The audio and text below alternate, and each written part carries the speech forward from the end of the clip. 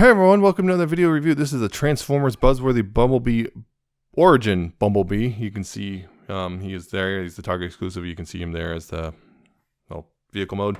But look at this box real quick because kind of different than usual. Transformers right there. You can see Buzzworthy Bumblebee Origin Bumblebee. Pictures of Bumblebee. Lots of pictures of Bumblebee on the side here. And cut out. No plastic. Some people have been upset about this.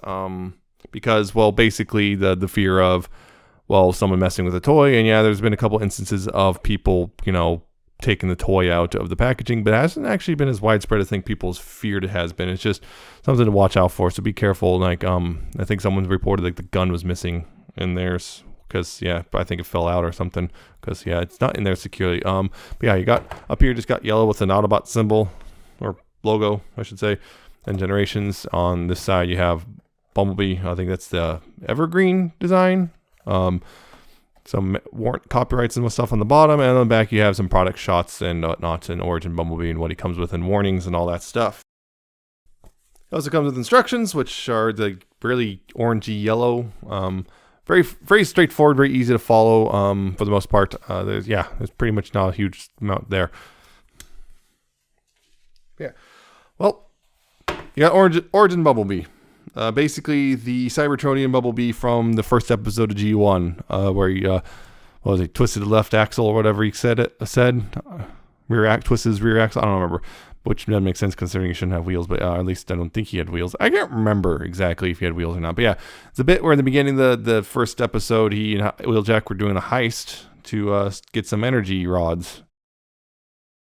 Or whatever they're called. Energy rod? I think they're energy rods. It's been a long time since I watched that episode. But yeah, you see he is a kind of a saucer-looking thing. Very yellow. Got a bit of blue right there for the windshield. You got an Autobot symbol. A bit of silver picked out for a grill. And he's very rounded. And on the bottom you see a lot of robot bits, which, kind of expected. But yeah, it's a nice little thing. You can throw it around. It's very easy to just grab like this and just whoosh. Although he's supposed to kind of glide like this, I guess. Well, actually he does. The Thomas U stage support's right there. So you can, mount him on a flight stand or whatever and have him like that. He also has a couple accessories it comes with. Number which is his jetpack right here. He has got a jetpack which you can store here, I guess, like that. Just plug it in. And he's got his gun, which again, there's two more holes. You can plug it in on either side of that. Like so. And he's got, other accessories, which you probably hear them right now. I'll show them off in robot mode because they really have nothing to do in this mode. And he also actually taps together all things together, all things considered pretty well. Only thing is, and you can see some paint mismatch, and I believe it's going to come off worse on camera than it does in person. But in person, the paint mismatch isn't that bad. It's actually pretty decent, all things considered. Now, I'm going to compare him real quick to I guess some other, Bumblebee-esque things. Here he is with that one other Buzzworthy Bumblebee exclusive thing that came with Spike. And here he is with Earthrise Cliff Jumper because I don't have the Netflix Bumblebee and I have no intention of getting the Netflix Bumblebee. Then there's also that weird Bumblebee that came in the Worlds Collide pack. So I guess, imagine this is yellow and there you go. So there's some of your other Bumblebee options, at least recent ones. So, transforming him. Actually, interesting. What you do right here, you want to push this down right there like that. Just get that ready to go. Here, push those up like that. That's that's the easiest way to disengage those. Just kind of push back here so those untab. And you want to take this, and this kind of slides in here. You want to kind of push it down a bit and then slide it outwards like this. And sometimes, yes, these will come off, unfortunately. That is a very common problem. I was hoping to avoid that, but yeah. And they're supposed to unhook like this. So actually, you probably want to start with this side because this unhooks. This will more naturally unhook from that way. Yeah. You then unfold that like this, like so. I'm going to go ahead and raise this up. Yeah, you unfold that like this. You want to take this part right here. You want to go ahead and raise this up and just bring it back like that. Just get out of the way. And down here at the legs, you want to do is untab this piece right here. You want to untab that to bring it out. Go ahead and take this piece, move it, hinge it like this, fold this up, and then hinge it further, and then take this piece right here, and there's a little tab here which will go into that little slot. Like so, and then this is the foot. You want to straighten that out, and multiple hinges. You go ahead and bring this forward like that so it sits like this. and then rotate this whole thing around like that so it's facing this side. Same thing on this side. Untab this foot piece right here. Take this. Again, yeah, this is one thing. The biggest problem is just these things like to pop off really, really easily when you're transforming it. Not so much when it's just sitting around, but when it's just you're transforming, it can pop. Yeah, hinge that. Like this. These can also sometimes pop off the hinge as well. Hinge that up. Rotate it the rest of the way like this. Fold this back and tab it in, and then take the foot and straighten it out, and bring it forward and all that stuff. And also these are very nicely tight right there, and rotate this whole leg forward like that so it looks like this. Now back here you want to go ahead and take the arms, untab them from each other, and sling them out, swing out. So you can go ahead and take the waist and rotate it around 180 so it's facing the correct direction. Take the hands and swing them out, and they just swing out like that. Take the, I guess, the chest and bring it down over the head, and it compresses, and this tab will go into a little slot in the belly, and this will slot over like this and just tab together and give it a good push. Now back here you want to take this and on this hinge, fold it like this, fold it down, and then you bring it down like this and just take the hinges down like that and just kind of put it as flat against the back as possible. And well, there you go. There's Origin Bumblebee in its robot mode.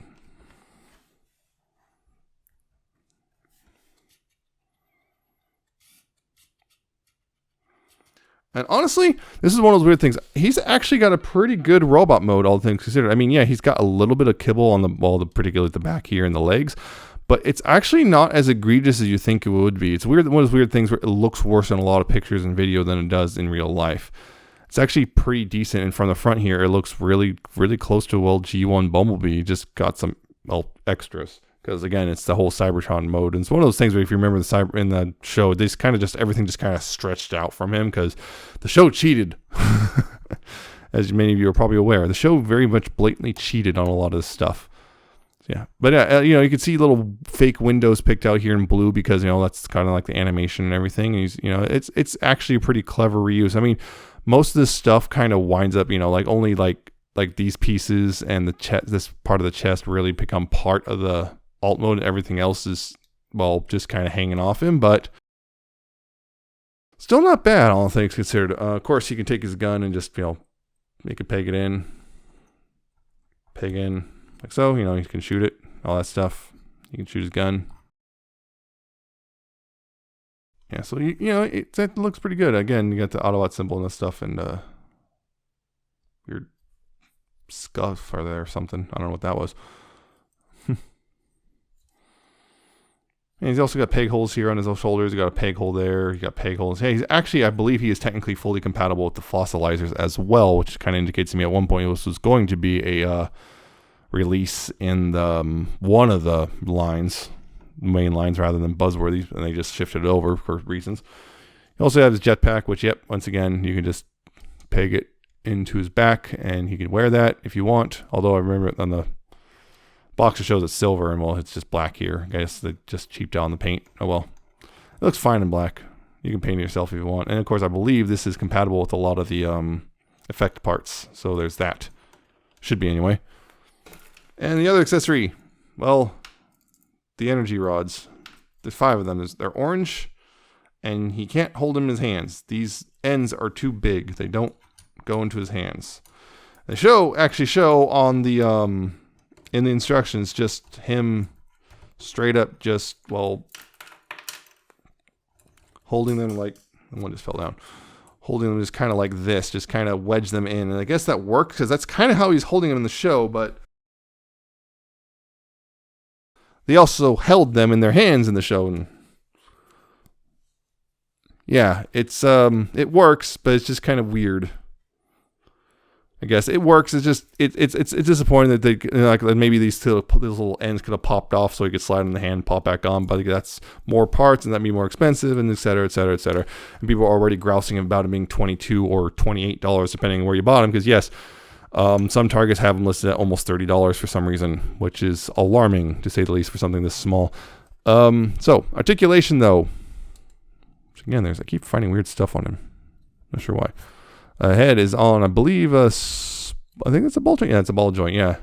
So you got left and right. You got a little bit up and down. Not a lot of wiggle because of his head shape.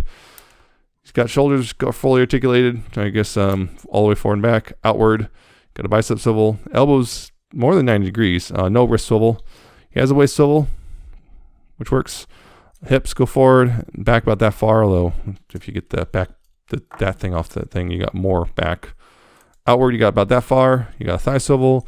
Knees decent, about 90 degrees, and ankles are actually pretty articulate because you got forward and back, and you got sideways. So you actually got a decent amount of articulation there in the foot. That's pretty good, actually.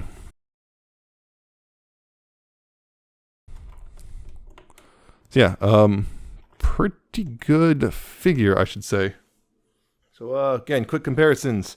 Here he is with the Earthrise Cliff Jumper and the other Buzzworthy Bumblebee mold. Yeah,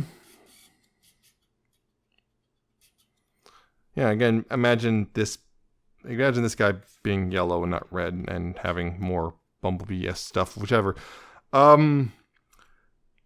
Unless you really need your Bumblebee to be a very specific size, this one's pretty good. Like this one, yeah. This if you manage to get a Netflix or I guess the Worlds Collide Bumblebee, it's also not bad. Depends on how much you want a Cybertronian Bumblebee. I mean, you could also rip all this kibble off and actually have a pretty decent, Bumblebee if you're never going to transform him. So there's that. And of course, here he is with his old buddy Optimus.